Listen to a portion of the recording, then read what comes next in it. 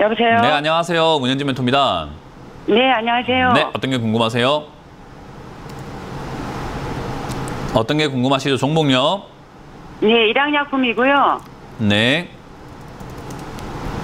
2,500대 가지고 있고요. 3만 원대, 2021년도에 비중이랑 매수가만 말씀해 주시면 돼요. 매수가는 어떻게 되시죠? 3만 500원이고요. 3만 500원이고 비중이 어떻게 되세요? 45%요. 45%요. 일양약품이 맞을까요?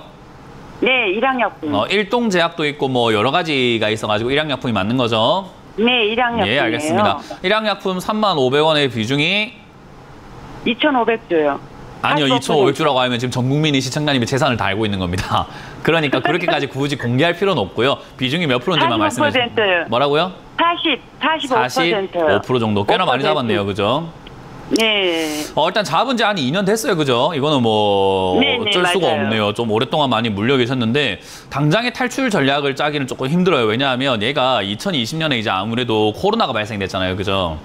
네. 코로나 발생된 이후로 백신이니 코로나 치료제니 이런 이야기를 하면서 이런 제약 관련주 중에서도 이런 뭐 급등주들이 굉장히 많이 나왔었어요. 그래서 일양약품 같은 경우도 나쁜 기업은 아닌데 2020년에 이미 한번 불타올라 버린 거예요. 그러다 보니까 얘가 다시 올라갈 수 있는 어떤 죄송합니다. 지금 목이 좀 별로 좋지 않아가지고 좀 죄송하고요. 일단은 지금 여기서 급등이 좀 나와줬는데 이 급등 나오고 난 다음에 빠져 있을 때 다시 올라가기가 굉장히 조금 힘들어요. 그래서 지금 이런 거를 잡으시게 되면 오랫동안 이렇게 시간이 뺏길 수밖에 없는 거죠. 무슨 말인지 이해가 되시나요? 네. 그래서 이거는 제가 보기에는 탈출이 조금 어려울 것 같고요. 좀 오랫동안 가져갈 수밖에 없어요. 지금 일단 제약 바이오 쪽에 분위기가 나쁘진 않거든요. 지금 이제 올해 들어가가지고 올 한 중순부터 해가지고 일양약품의 움직임은 좋아 보이진 않아요. 일양약품이 뭐 갑자기 뭐 급등이 나오거나 뭐 슈팅이 나오거나 변동이 있진 않잖아요. 지금 현재 그죠? 네. 근데 다른 제약 바이오 중에서 가벼운 종목들, 특히나 적자가 나오고 있는 기업들이지만 가볍고 뭐 주식수가 좀 적고 시가총액이 좀 적은 기업들이 급등이 먼저 나오고 있어요.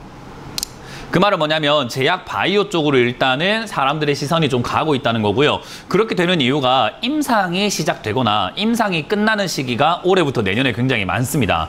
그래서 이제 그런 것들에 대한 이야기들이 나오게 되면 제약 바이오에도 순풍이 좀 들어올 것이다 라는 생각이 들고요. 그러면 얘들 올라가는데 크게 문제가 없지 않을까 싶어요. 그래서 제 생각에는 주가가 충분히 좀 올라갈 수 있지 않을까 싶습니다. 그래서 저는 개인적으로 지금 당장의 비중도 너무 많으시고 하다 보니까 추가 매수는 더 이상 안 하시는 게 좀 낫지 않을까라고 말씀드리고요. 제약 바이오의 가장 큰 장점은요. 물려있다 하더라도 가장 큰 장점이 될 수 있는 것은 얘들은 튀어오를 때 굉장히 강하게 올라가요.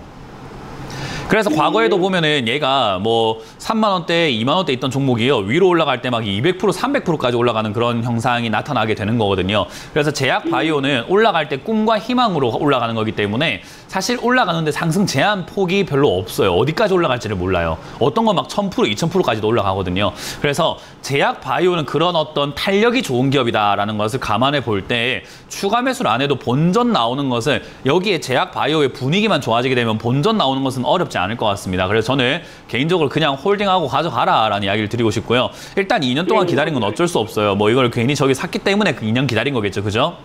네. 그래서 그건 어쩔 수가 없고 앞으로 좀 더 기다리고 가져갈 만한 기업이고 망하거나 뭐 문제 생기거나 할 기업은 아니다. 그리고 추가 매수를 굳이 할 필요까지 없는 기업이기 때문에 지금 저는 개인적으로는 더 사지 않는 것을 추천드리고 만약에 이제 현금이 좀 있고 얘가 요 15,000원대 있잖아요.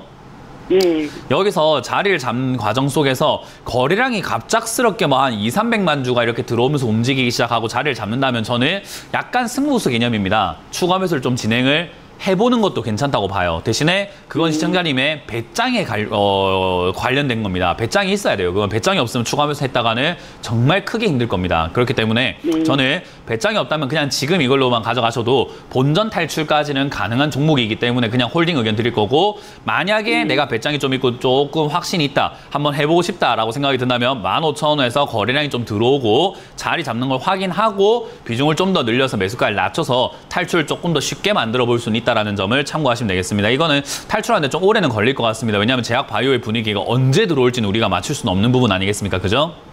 네. 그래서 이거는 그냥 홀딩 의견 드려보도록 하고 시간을 조금 두고 투자를 한번 해보자. 어쨌든 탈출은 가능할 것 같으니 크게 걱정할 필요는 없다라는 전략을 드려보도록 할게요.